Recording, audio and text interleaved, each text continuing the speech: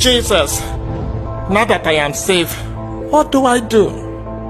Follow me. Okay. You cannot follow me carrying that old loads. Master, this way is narrow. Let me go through this other way. Wide is the way that leads to destruction. Enter through the narrow gate. Yes, Master.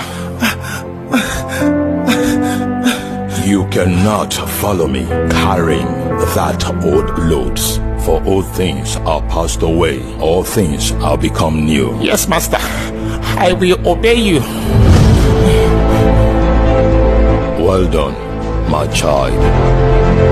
When you become a believer, you become a follower of Jesus, not only in words, but in actions.